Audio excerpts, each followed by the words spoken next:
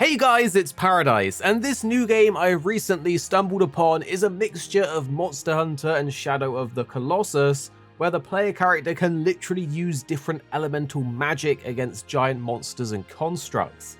So naturally, I had to dive into Eternal Strands, this new action-adventure game from Yellow Brick Games, to see what it's about. So if you're a fan of Monster Hunter like us, then you might want to stick around to check this one out. I also found that this game's coming out to Xbox Game Pass on day one, so it's not even going to be that hard to try out to see if it's good on launch, and it promises to be a blend of magic, exploration, and Titan battles, with it releasing on PC, Xbox, and PlayStation 5, supposedly in Q1 of 2025.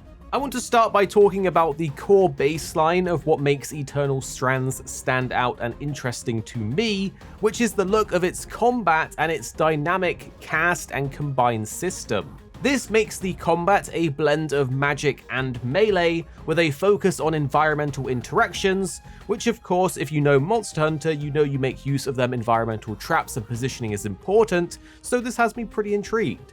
But in the game, the elemental magic is kind of crazy. You can freeze enemies' limbs with ice and use kinetic powers to throw boulders into them, plus I love when there's a destructible environment to add to the chaos in any game, and since it's in this one, well, again, I had to look into it. From combining elemental magic with telekinetic powers, and using fire magic to ignite the battlefield making wildfires, it honestly sounds pretty awesome, and kind of reminds me a little bit of Spellbreak, which was so much fun, although sadly didn't last very long before getting shut down, but that was a BR game, so it is quite different still. Basically, this combat system will give us freedom to interact with the world in ways that both impact combat and exploration, creating new platforms to travel on and even change the landscape. The website actually has some really cool examples of how you can use the elemental magic and your weapons to deal with enemies, with things like freezing an enemy to then pick them up with telekinesis to throw them at other enemies as a projectile, or imbuing your bow with kinetic power to trap enemies in a bubble,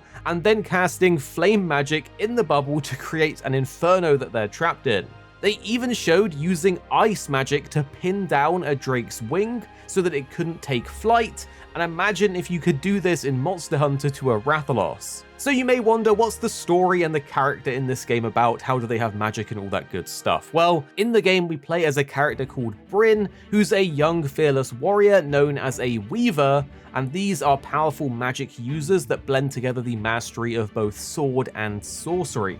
I think it's a bit of a missed opportunity for creating a custom character like you would in Monster Hunter, as this gives you a little more personal identity to the game as you play, but it looks like this one is a preset character. In terms of enemies though, there is meant to be a variety from humanoids to constructs and colossal beasts, drakes, and one example was Ark of the Forge, which is a hammer-wielding flame giant that can set the environment on fire with its attacks, and this was showcased at Tokyo Games Show 2024. The magic and monsters of this world are centered around something called the Enclave, which was an area unexpectedly sealed away decades ago. But now the Enclave has been unlocked as we found a way through its thought to be impenetrable barrier, and our mission is to uncover its forgotten secrets. It was once a bastion of magic and power, but now the Enclave is dormant and a dangerous land full of towering beasts, lost knowledge, and hidden treasures. Think of the Enclave as a sort of fantasy land full of environmental puzzles, where every surface is climbable, and that's kind of where the Shadow of the Colossus vibes come in, and you can even climb on enemies. You'll need to get creative with magical abilities to advance, whether it's freezing obstacles or launching yourself across a ravine. The game really lends itself well to creativity, both in the combat and in the exploration. But as said before, you don't just directly fight the titans from the ground, you can actually climb on them Dragon's Dogma style, scaling their limbs to attack their weak points from different angles. Because of this, there's a big emphasis on mobility, allowing you to attack from all sides of the monster and even dismantle their armor. So it's like a mix of precision and spectacle that you would see in something like Shadow of the Colossus. One example on the website they gave for dealing with a titan is to use the cast and combine system to cast an ensnaring blast to create a bubble of gravity that attaches itself to your enemy. Then you can combine it with an ice wall spell aimed at the bubble, and the bubble will pull in the ice, causing the cold magic of the spell to make the monster's armor brittle and more susceptible to damage. And this kind of combination is something I absolutely love to hear, and you know there's going to be some crazy overpowered combos. They even said you could use this same spell combination on the ground to cool down the flames created by the Arekkz hammer that allows you to then remain close by the enemy, otherwise the heat would damage you. Now don't get me wrong, I love to unga bunga bonk enemies in Monster Hunter as well, but it looks like in this game it's a little more involved and creative, which is honestly a nice change of pace, given that I'm not used to using magic in this way against big enemies and monsters in games. I'm used to purely using my weapon.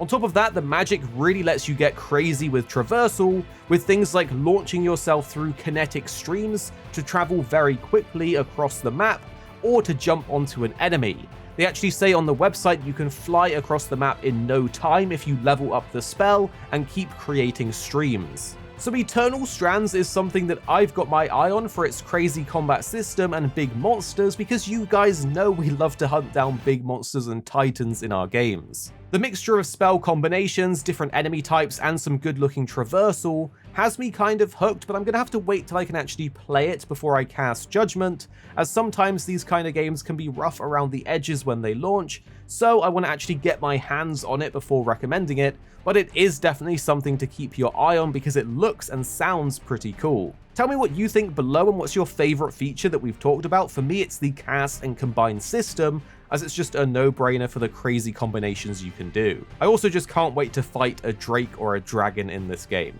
Anyway, make sure you're subscribed below for more videos on your favorite games coming very, very soon.